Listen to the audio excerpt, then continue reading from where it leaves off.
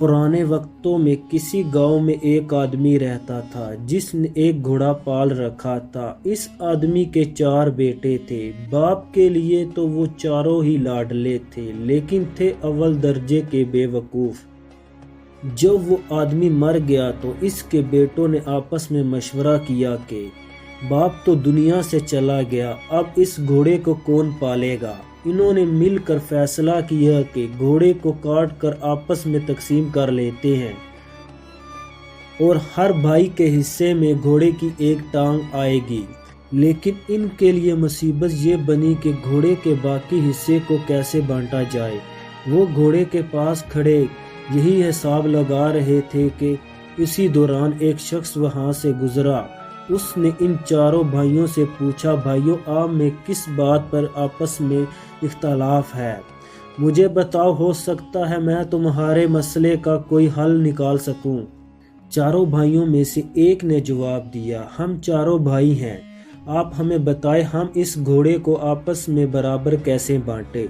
उस शख्स ने कहा, ये तो बहुत आसान है, ऐसा करो इस घोड़े को बेच दो और जो रकम मिले वो आपस में बांट लो। चारों भाई इस बात पर राजी हो गए।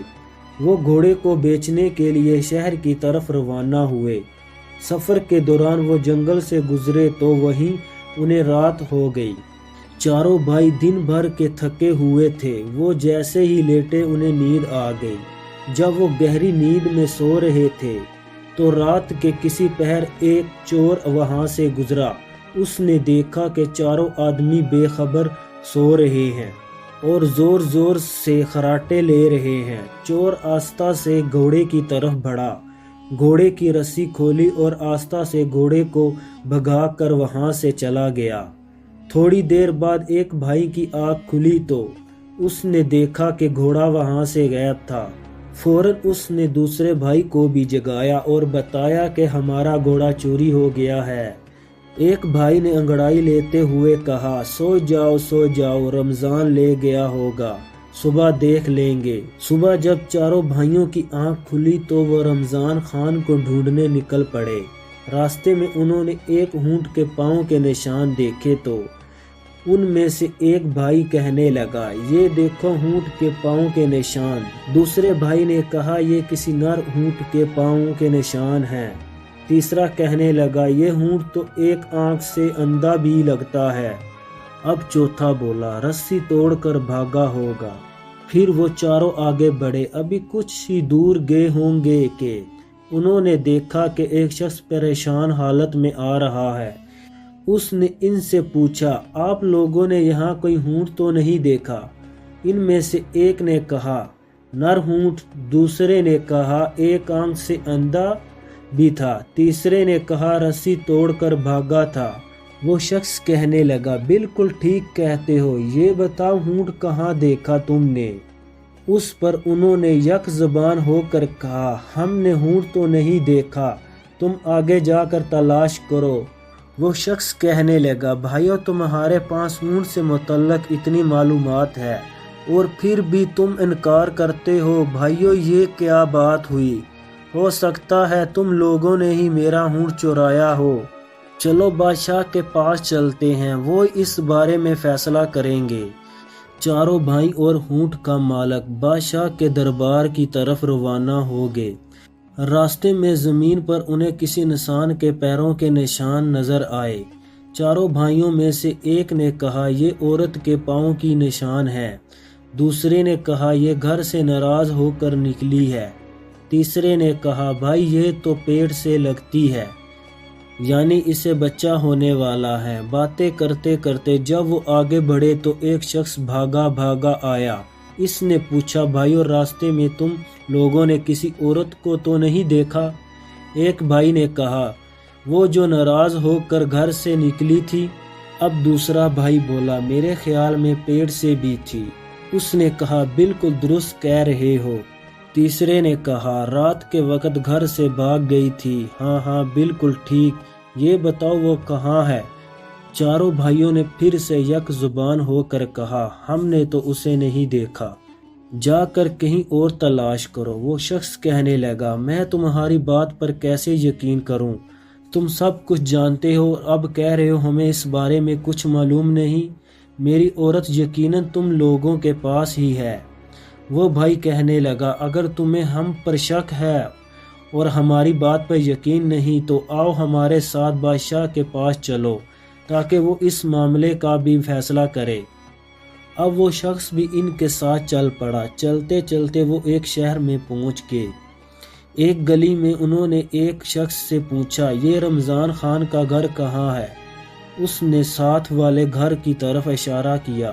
اسی وقت ایک گھر سے ایک شخص نکلا اور کہنے لگا رمضان خان میں ہوں، بولو کیا بات ہے؟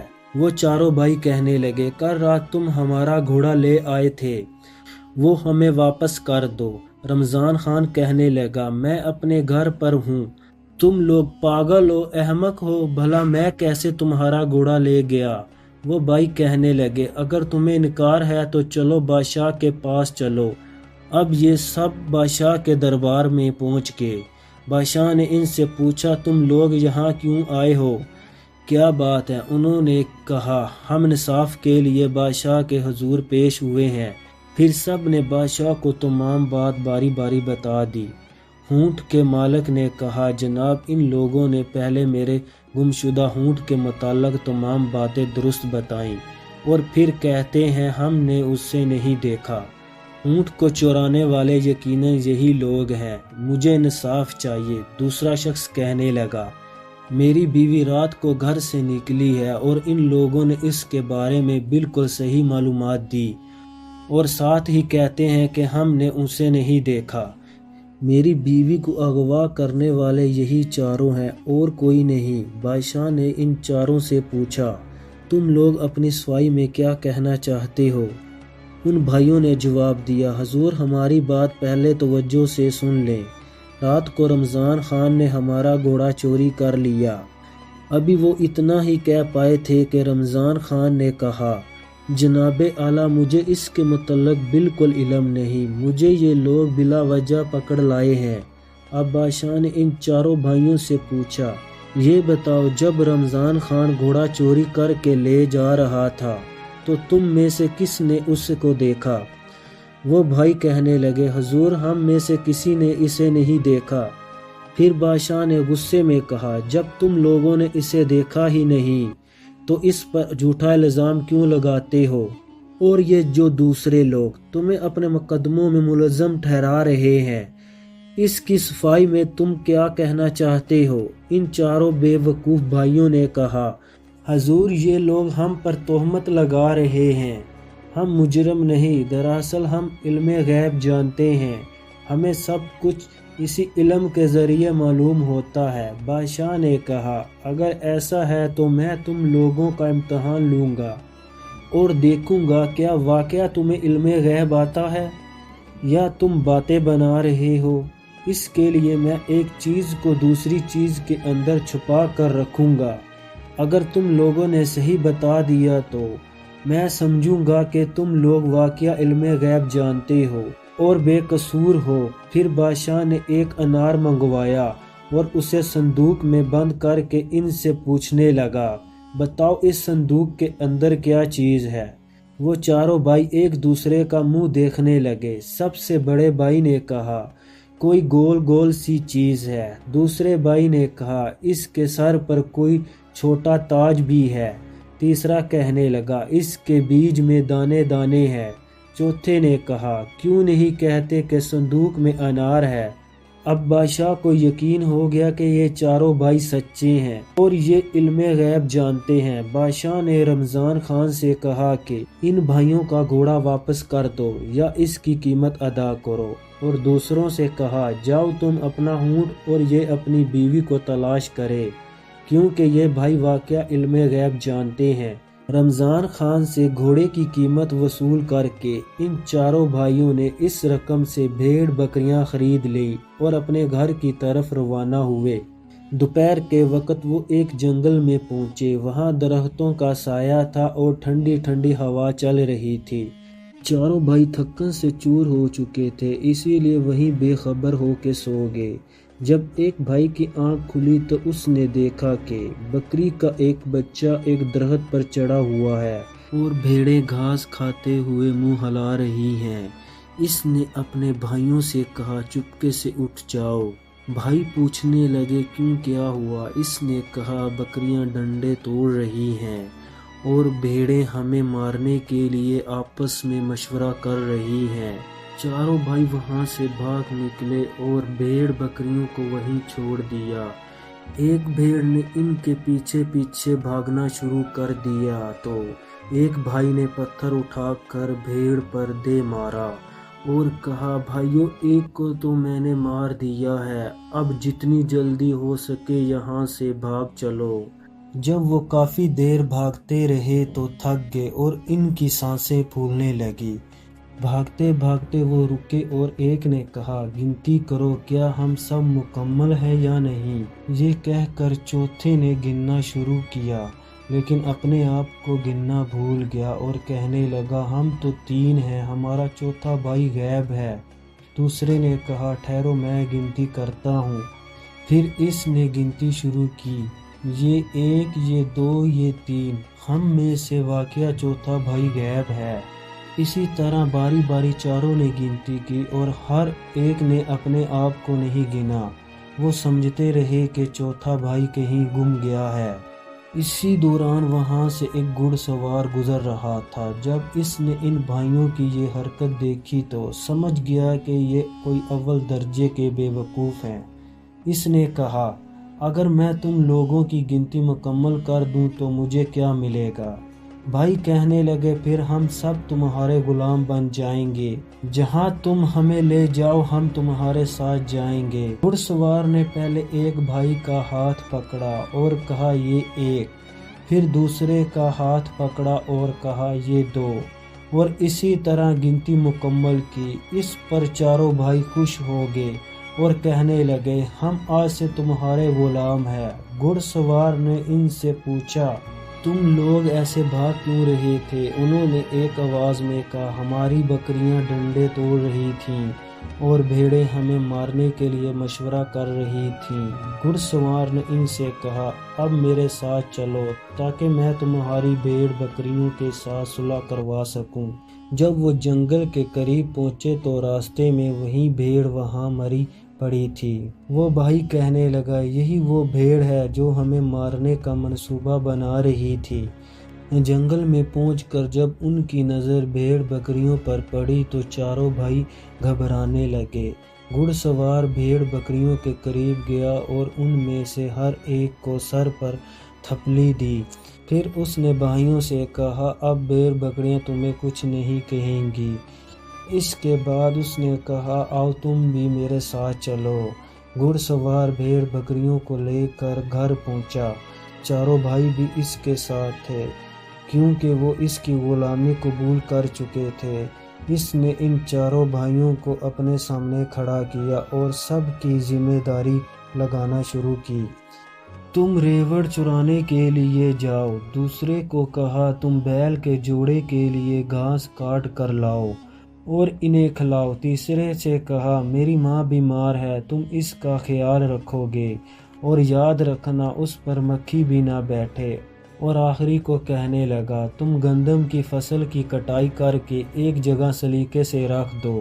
مختلف کام ان چاروں بھائیوں کے سپرد کر کے گھڑ سوار اب اپنے کام اور کاروبار میں مصروف ہو گیا۔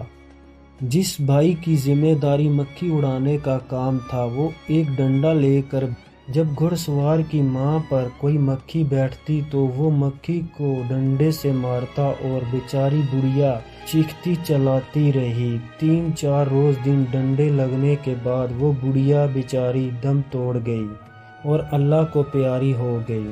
جب وہ بالکل خاموش اور ساخت ہو گئی تو اس نے سوچا کہ شاید یہ بڑھیا آرام کر رہی ہے۔ اس نے بڑھیا پر چادر ڈال دی اور خود ایک طرف ہو کر بیٹھ گیا۔ جس بھائی کے ذمہ بیل کو چارہ کھلانا تھا اس نے اپنے دل میں سوچا کہ یہ کام بہت مشکل ہے اور وہ یہ نہیں کر سکتا، لہٰذا اس نے فوراً دونوں بیلوں کو ذبح کیا اور ان کے منہ گھاس اور بھوسے سے گاڑ دیے تاکہ یہ خود کھاتے رہیں۔ گندم کی فصل پر جس بھائی کی ڈیوٹی تھی اس نے سوچا یہ بہت بڑا اور مشکل کام ہے، کیوں نہ ان دانوں کو بھون دیا جائے۔ یہ سوچ کر اس نے گندم کی فصل کو آگ لگا دی۔ اب چوتھا بھائی جو بھیڑوں کو لے کر گیا تھا وہ بھیڑوں کو چرا رہا تھا کہ اچانک وہاں بھیڑیے آ نکلے اور بھیڑوں کو ایک ایک کر کے کھانے لگے۔ اس نے سوچا کہ گاؤں کے کتے کتنے بھوکے ہیں اور لگتا ہے ان کے مالک ان کو کھانے کے لیے کچھ نہیں دیتے۔ اس نے بھیڑوں کو وہیں چھوڑا اور خود واپس گھر لوٹ آیا۔ دوپہر کو جب گھڑ سوار گھر پہنچا تو ایک بھائی سے پوچھنے لگا، کیا تم نے میری ماں کی اچھی طرح خدمت کی ہے؟ وہ بھائی کہنے لگا، جناب آپ کیا پوچھتے ہیں، جب سے آپ گئے ہیں وہ آرام کر رہی ہے۔ جب گھڑ سوار نے چادر اٹھا کر دیکھا تو ماں کا چہرہ خون آلود تھا اور وہ مر چکی تھی۔ گھڑ سوار اب رونے دھونے لگا اور سوچا کہ دوسرے بھائیوں کی بھی خبر لوں، نہ جانے انہوں نے کیا کیا گل کھلائے ہوں گے۔ جب اس نے بیل والے سے پوچھا کہ تم نے کیا کیا تو وہ کہنے لگا، ابھی تک بیلوں کے منہ بوسے میں ڈالے ہوئے ہیں تاکہ ان کے پیٹ اچھی طرح بھر جائیں، وہ تو خود ہی کھاتے جا رہے ہیں۔ جب گھڑ سوار نے دیکھا تو بیلوں کے سر کٹے ہوئے اور بھوسے میں دفن تھے۔ اس کے بعد اس نے فصل والے سے پوچھا، کیا تم نے فصل کی کٹائی کر دی؟ تو اس نے خوشی خوشی بتایا، مجھے خیال آیا کہ آپ کی ماں بوڑھی ہے، بھلا روٹیاں کہاں پکائے گی، میں نے گندم کو ہی بھون دیا۔ جب گھڑ سوار نے دیکھا تو اس کی پوری گندم کی فصل جلی ہوئی تھی۔ اب گھڑ سوار نے آخری بھائی سے پوچھا، بھیڑ بکریاں کہاں ہے؟ تو وہ کہنے لگا، اس شہر کے کتے بہت بھوکے ہیں، آج تک میں نے ایسے بھوکے کتے نہیں دیکھے۔ وہ آ کر بکریوں کو کھانے لگے، میں نے انہیں کھانے دیا اور انہیں روکنے کی کوشش نہیں کی۔ گھڑ سوار نے سب کی باتیں سنی تو سر پیٹ لیا اور پھر چاروں کو طلب کر کے کہنے لگا، تم لوگوں نے مجھے اس قدر نقصان پہنچایا ہے کہ میری آئندہ نسلیں بھی یاد رکھیں گی۔ تم لوگوں نے میری ماں کو مار ڈالا اور میرے کاروبار کو تباہ کر دیا۔ خیر تم لوگ ہو ہی بھولے اور بے وقوف، اسی لیے میں تمہیں معاف کرتا ہوں۔ اب تم سب ایسا کرو کہ ایک بیلچہ لے کر قبرستان جاؤ اور وہاں ایک ایسی قبر تیار کرو جو کان کے برابر گہری ہو۔ چاروں بھائی قبر کھودنے کے لیے قبرستان روانہ ہوئے اور وہاں پہنچ کر ایک نے بیلچہ مارا اور دوسرے بھائی نے اپنا کان وہاں رکھ دیا اور کہنے لگا، یہ قبر تو کان سے بڑی ہو گئی ہے۔ باقی بھائیوں نے بھی اپنا اپنا کان اس قبر کے نشان پر رکھا اور کہنے لگے، یہ قبر تو کان سے بڑی بن گئی ہے۔ انہوں نے سوچا کہ گھڑ سوار پہلے ہی ان سے ناراض ہے اور قبر بڑی بن گئی تو اور بھی زیادہ ناراض ہو جائے گا۔ انہوں نے قبر کو وہیں چھوڑا اور یہ سوچ کر گھر پہنچ گئے کہ قبر بن چکی ہے۔ تو گھڑ سوار حیران ہوا کہ یہ لوگ اتنی جلدی واپس کیسے آ گئے۔ اس نے پوچھا، کیا تم نے قبر بھی کھود دی یا ویسے ہی واپس آ گئے ہو؟ وہ بھائی کہنے لگے، جناب یہ کوئی مشکل کام نہیں تھا، ہم تو قبر کھود کر آ بھی گئے ہیں۔ گھڑ سوار نے کہا، اس کام میں تو کافی وقت لگتا ہے، معلوم نہیں تم لوگوں نے اتنی جلدی قبر کیسے کھود لی۔ چلو میرے ساتھ چلو، مجھے دکھاؤ۔ جب قبرستان پہنچے تو قبر تلاش کرنے لگے مگر وہ قبر کہیں نظر نہ آئی۔ قبر تلاش کرتے کرتے کافی وقت لگ گیا۔ آخر کار ایک بھائی بولا، جناب یہ دیکھیں، یہ کان کے برابر قبر۔ گھڑ سوار کہنے لگا، ارے بدھو، میں نے کان کی طرف اشارہ کر کے گہرائی بتائی تھی، یہ تو محض ایک مٹی بھر قبر ہے۔ پھر اس نے کہا، تم چاروں بھائی جاؤ اور میری ماں کی لاش لے آؤ، میں خود قبر کھودوں گا۔ وہ چاروں بھائی گئے اور مردہ بڑھیا کو چارپائی پہ رکھ کے دوڑتے ہوئے قبرستان کی طرف آئے مگر راستے میں وہ بڑھیا چارپائی سے کہیں گر گئی۔ قبرستان پہنچ کر جب انہوں نے چارپائی رکھی تو ایک دوسرے کا منہ تکنے لگے۔ گھڑ سوار نے پوچھا کہ میری ماں کہاں ہے؟ وہ کہنے لگے، جناب ہم لاش لے کر آ رہے تھے لیکن وہ راستے میں کہیں بھاگ گئی، اب ہم یہاں پہنچ گئے ہیں، ہم نے جو دیکھا وہ یہ ہے کہ چارپائی خالی ہے۔ گھڑ سوار کہنے لگا یہ کیسے ممکن ہے ایک مردہ بھاگ جائے؟ پھر غصے سے کہنے لگا جا کر میری ماں کو جس طرح بھی ممکن ہو تلاش کر کے لاؤ، ورنہ اس کی جگہ تم چاروں کو یہاں دفن کر دوں گا۔ چاروں بھائی بڑھیا کی تلاش کرنے کے لیے جا رہے تھے کہ راستے میں انہیں ایک بوڑھی عورت نظر آئی جو لکڑیاں جمع کر رہی تھی۔ انہوں نے اس بڑھیا سے کہا تم یہاں لکڑیاں جمع کر رہی ہو، ادھر تمہارا بیٹا ہمیں زندہ دفن کرنے کی دھمکیاں دے رہا ہے، چلو ہمارے ساتھ چلو۔ چاروں بھائیوں نے اس بوڑھی عورت کو زبردستی پکڑ کر چارپائی پر لٹایا اور قبرستان کی طرف روانہ ہو گئے۔ وہ بیچاری بوڑھی عورت چیختی چلاتی رہی مگر ان بھائیوں نے ایک نہ سنی۔ جب قبرستان پہنچے تو گھڑ سوار سے کہنے لگے یہ لو اپنی ماں، اب سے سنبھال لو، ہم تو مفت میں بدنام ہو رہے ہیں۔ یہ ابھی بھی نہیں آ رہی تھی، ہم اسے زبردستی پکڑ کر لائے ہیں۔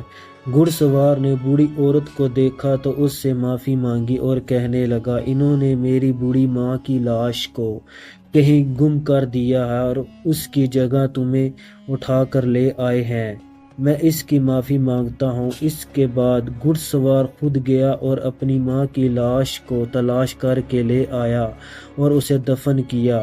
گھڑ سوار ان بے وقوف بھائیوں کی بے وقوفیوں سے بہت تنگ آ چکا تھا، اسی لیے دھکے مار مار کر چاروں کو گھر سے نکال دیا۔